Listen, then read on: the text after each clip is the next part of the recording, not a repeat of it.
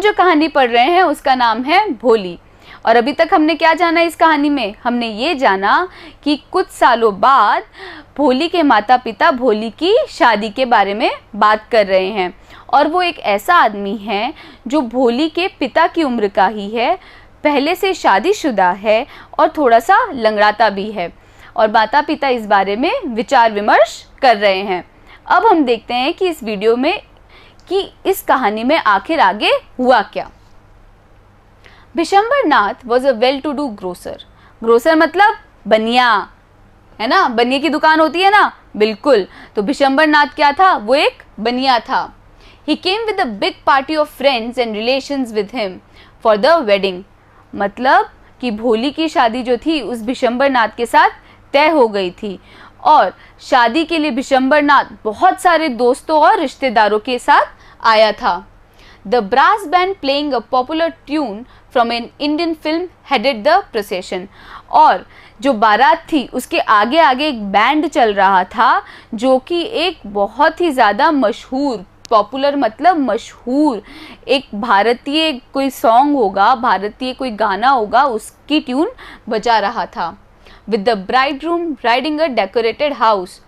अब तो बता सकोगे ब्राइडरूम का मतलब? ब्राइडरूम का मतलब होता है दूल्हा।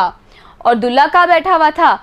एक घोड़े के ऊपर जो बहुत ही ज़्यादा सजा धजा था। डेकोरेटेड मतलब सजा हुआ। Ramlal was overjoyed to see such pomp and splendour. Overjoyed मतलब खुशी का ठिकाना नहीं रहा। तो रामलाल की खुशी का ठिकाना नहीं रहा जब उसने इतनी धूमधाम देखी। पॉम्प मतलब इतना ज़्यादा बढ़ा चढ़ा के करना, है ना। और स्प्लेंडर मतलब धूमधाम। स्प्लेंडर का मतलब क्या होता है? धूमधाम। He had never dreamt that his fourth daughter would have such a grand wedding। उसने कभी सपने में भी नहीं सोचा था, है ना। क्या नहीं सोचा था? उसने कभी ये नहीं सोचा था कि उसकी जो चौथी बेटी है उसकी इतनी शानदार, इतनी महंगी और इतनी शानदार तरह से शादी होगी। Bholi's elder sister, who had come for the occasion, were envious of her luck। Envious का मतलब होता है जलना। तो जो भोली की तीनों बड़ी बहनें थी जो उसकी शादी के लिए यहाँ आई थी, भोली की किस्मत देख के उससे जल रही थी। When the auspicious moment came, the priest said, "Bring the bride।" और जब वो शुभ मुहूर्त आया, ऑस्पिशियस मोमेंट मतलब शुभ मुहूर्त, तो जब वो शुभ मुहूर्त आया तो प्रीस्ट ने क्या बोला? प्रीस्ट कौन होता है? हमारे पंडित होते हैं, है ना। तो प्रीस्ट क्या बोले कि भाई दुल्हन को बुलाओ। ब्राइड मतलब दुल्हन। भोली, clad in a red silken bridal dress, was led to the bride's place near the sacred fire। अब जब शादी होती है तब बीच में एक हवन की अग्नि जलती है ना, वो कौन सी अग्नि? उसको क्या बोलेंगे हम? Sacred fire. वो जो बीच में एक पवित्र अग्नि जल रही होती है। भोली ने कैसे कपड़े पहने हुए थे? भोली ने रेशम के एक लाल रंग की ड्रेस पहनी हुई थी और उसको दुल्हन की जगह लाके खड़ा कर दिया गया। गार्लैंड द ब्राइड, दुल्हन को वरमाला पहनाओ। गार्लैंड मतलब फूलों की माला, उसको हम क्या बोलते हैं? वरमाला बोलते हैं जब दूल्हा दुल्हन को पहनाता है। One of his friends prompted Bishambar Nath. तो बिशंबर नाथ के एक दोस्त ने क्या बोला कि भाई दुल्हन को माला पहनाओ। ठीक है, प्रॉम्प्टेड मतलब प्रोत्साहित करना। तो दूल्हे के फ्रेंड ने क्या बोला कि भाई दुल्हन को माला पहनाओ। The bridegroom lifted the garland of yellow marigold.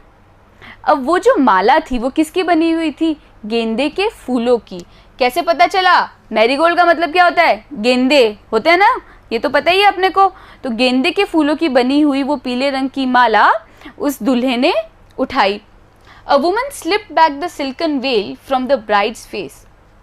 और एक लड़की से एक औरत से जो रेशम की जो घूंघट पहना हुआ था वो उठ गया दुल्हन के चेहरे से। बिशंबर टुक अ क्विक ग्लांस। ग्लांस मतलब एक झट से नज़र देखना, है ना। एक झट नज़र से उसने एक झलक देखी। तो बिशंबर ने क्या देखा? एक झलक देखी दुल्हन के चेहरे की। The garland remained poised in his hand. और वो जो माला थी वहीं रुक के रह गई। The bride slowly pulled down the well from her face. जो ब्राइड थी, जो दुल्हन थी, कौन थी वो दुल्हन? भोली, है ना। भोली ने बिल्कुल हल्के से धीरे से वो घूंघट वापस ओढ़ लिया। Have you seen her? Said Bishambar to the friend next to him, she has pock marks on her face. तो बिशंबर ने क्या अपने दोस्त को बोला? उसने अपने दोस्त को बोला कि क्या तुमने उसको देखा? उसके चेहरे पे तो चेचक के निशान हैं। So what, you are not young either. तो क्या हुआ, तुम भी तो जवान नहीं हो, ये बिशंबर के दोस्त ने बिशंबर को बोला। Maybe, but if I am to marry her, her father must give me 5000 rupees. हाँ, शायद मैं इतना जवान नहीं हूँ, पर अगर मेरे को इस लड़की से शादी करनी है तो इस लड़की के पिता को मुझे 5000 रुपये देने होंगे। Ramlal went and placed his turban. Ramlal गए और अपनी पगड़ी उतार के बिशंबर के पैरों में रखी। हिज ऑनर एट बिशंबर्स फीट, उनकी इज्जत, ऑनर मतलब इज्जत, है ना। उन्होंने वो पगड़ी जो कि इज्जत को दिखाती है वो देके बिशंबर के पैरों में रख दी। Do not humiliate me so, take 2000 rupees. आप मेरा अपमान ना करें। ह्यूमिलेट मतलब अपमान करना। तो बिशंबर ने क्या बोला कि आप मेरा अपमान ना करें और ये के 2000 रुपये रख लें। नो, 5000 और we go back, keep your daughter. नहीं, 5000, वरना हम चले जाएंगे और तुम अपनी बेटी को अपने पास रखो। ये कौन बोला? Bishambar. Be a little considerate please, if you go back I can never show my face to the village. अब थोड़ा सा तो विचार करें, अगर आप चले गए तो फिर मैं गांव वालों को अपना चेहरा भी नहीं दिखा पाऊंगा। ये बोले रामलाल, भोली के पिता। देन आउट विद 5000, अगर ऐसा है तो 5000 रुपये दो, ये बोला Bishambar. Tears streaming towards his face, Ramlal went in, opened the safe and counted out the notes. रोते हुए, आंसू भरी, जो जब हम रोते हैं ना तो एक एक बूंद आंसू गिरती है, तो उसी तरीके से इस एक एक बूंद आंसू के साथ में रामलाल गए। उन्होंने अपनी तिजोरी खोली और 5000 रुपये निकाले। He placed the bundle at the bridegroom's feet. और वो जो रुपए थे, वो जो नोटों की गड्डी थी, उन्होंने दूल्हे के पैरों में रख दी। तो अभी तक की कहानी में हमने क्या देखा बच्चों? हमने ये देखा कि किस तरह भोली की शादी हो रही थी और शादी के वक्त दूल्हे ने क्या मांगा? दहेज। अब देखेंगे हम कि आगे कहानी में क्या हुआ वीडियो के अगले पार्ट में।